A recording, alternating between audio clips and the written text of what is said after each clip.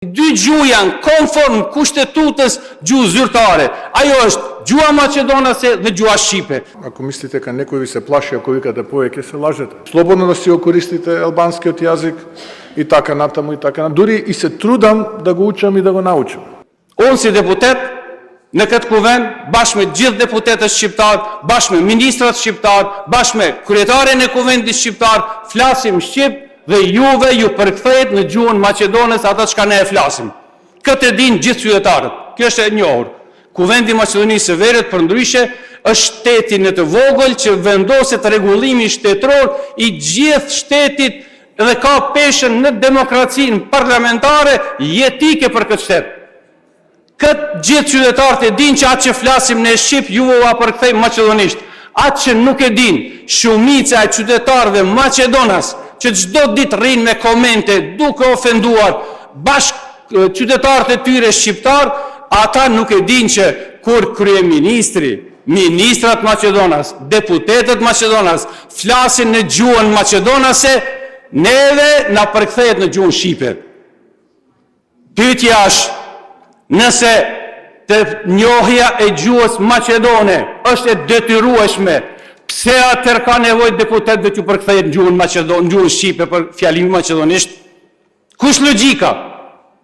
Atëherë bie që deputet nuk e kanë obligim ta njohin gjuhën maqedonase, por mjaftojnë me njohjen e një gjuhës që është zyrtare në kushtetutë. Ajo është gjuha shqipe.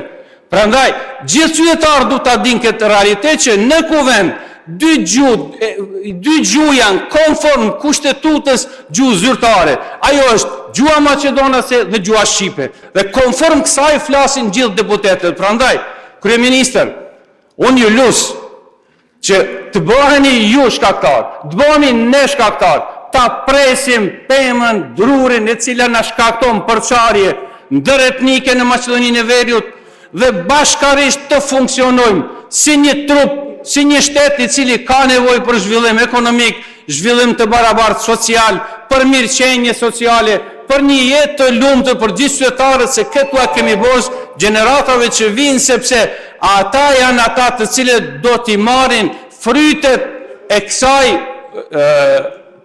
inicijative apo nisme që ne do e bëjmë bashkarisht.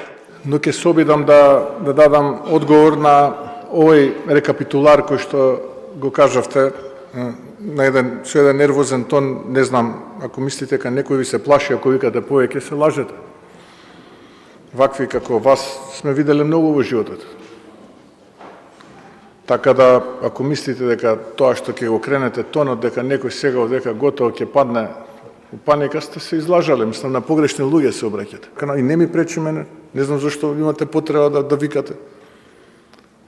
Напротив, апсолутно не ми пречи. Слободно да си го користите албанскиот јазик и така натаму и така. Дури и се трудам да го учам и да го научам.